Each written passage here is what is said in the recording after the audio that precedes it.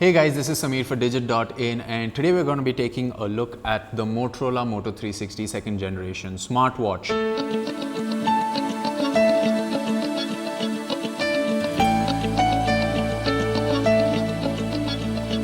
Let's kick things off with the build and design of the smartwatch. It is actually a very well built, a good looking smartwatch. The biggest difference on the dial of course comes with the placement of the button. You have the button which is placed more at the 2 o'clock position rather than the 3 o'clock position where it traditionally was, and in terms of utility this really doesn't make much of a difference, but it's probably one of the ways you can identify that it's the newer smartwatch. No, but on the more serious note, the one that you can see in my hand right here, it has a very nice beautiful silver color design with a brown leather belt.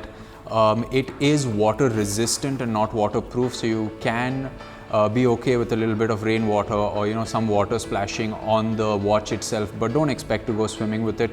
And of course you'll have to be careful of the leather band. Another improvement is you can see small notches out here which actually help in replacing the strap of the watch. The strap can be replaced with ease, so if you're someone that wants to change the strap of the watch, you can do that much more conveniently.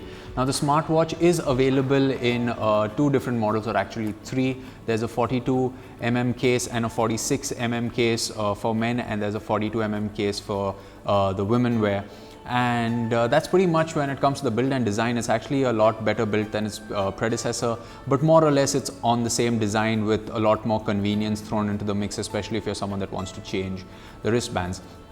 Now it does come preloaded with of course a lot of watch faces, as you can see that we're doing out here. You have a variety of faces that come preloaded on the device, and there are of course many more available in the marketplace on the Google Play Store. So if you want to expand your watch face library, you can do so. Coming to the features, now the biggest improvement has to be on the battery life, which now it can go for about 1 day. About 24 hours it can work without charging.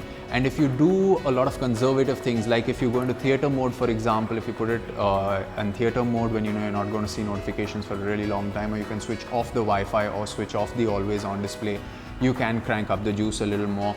If you are a heavy user, that is every app you ever have on your smartphone is linked to the smartwatch, and you know that you want your game notifications, you want every notification to pop up on the watch, then yes, it is going to consume more battery. But if you know that there are only specific apps and games and specific notifications that you want to come on the watch, then of course you'll have better conservative battery. So we're just going to run you through some of the features. As you can see, the drop down notification has your all notifications, priority or none at all based on what you want. There's a theater mode, which if you switch it on like we have right now, it'll tell you that to turn the screen back on, press the side button. So no matter what notifications you get on the watch, you will still have to press the button like so to get it back on. And sticking with the drop down menu, you also have a brightness booster which we've kept off throughout. You have quick access to the settings, which is pretty much what you've seen on other Android Wear devices, from the font size, Bluetooth connectivity, always on, wrist gesture. There are a bunch of gestures that you can use with the watch, so you can twist your wrist twice to get rid of notifications and stuff like that. Airplane mode of course, and so on and so forth. You have a bunch of settings which we have seen on Android Wear before. Coming to the improvements now, something that I've noticed, and probably this is with Android Wear, is the voice recognition is a lot better. So let's say for example I have received a text out here, and if I would like to reply to one of the texts, for example, all I would have to do is open the message, and let's see if we can get that for you. Okay, so it isn't showing us that, but let's see if we can reply to a WhatsApp message for you out here. So I'll have the contact for you in a minute. Oh, okay, so this is the first time we've seen the Android Wear has stopped notification, but for most of it, it has actually worked pretty fine.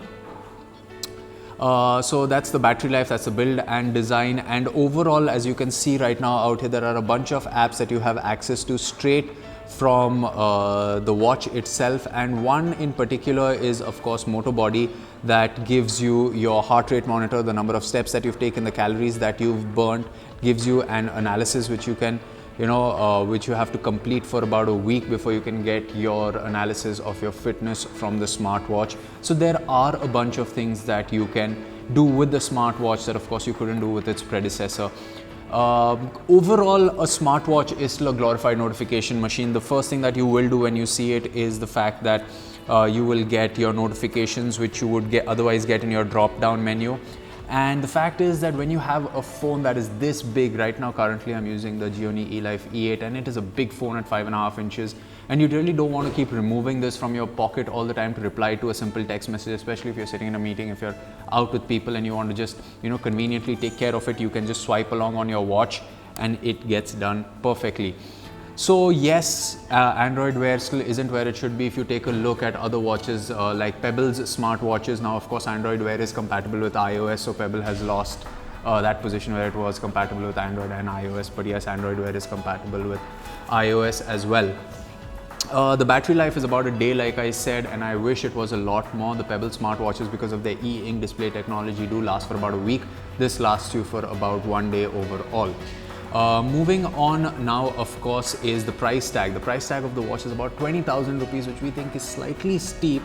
About a little 5,000-7,000 rupees lower, of course, would be ideal to go and pick up one of these. The utility for something like this is of course still far away. Last year at CES, we were shown how you can call your car from the garage to the driveway using your smartwatch, and that was something that was very cool. And a smartwatch will be a great recommendable device one day when you can actually get notifications from your refrigerator, let's say when the Internet of Things happens and you can switch the lights on and off. Nonetheless, if you are one of the early adopters and you are looking for a stylish Android Wear device that you can wear every day, it'll go with formals, easy interchangeable straps, then you can consider the Moto 360 second generation. It is still a little pricey. The battery life isn't where it should be. But yeah, if you want to talk to your watch and say, hey, watch me send a message by talking to my watch, then yeah, you can definitely consider the Moto 360 second generation. It's come far from where the first Moto 360 watch was, and it still has a long way to go.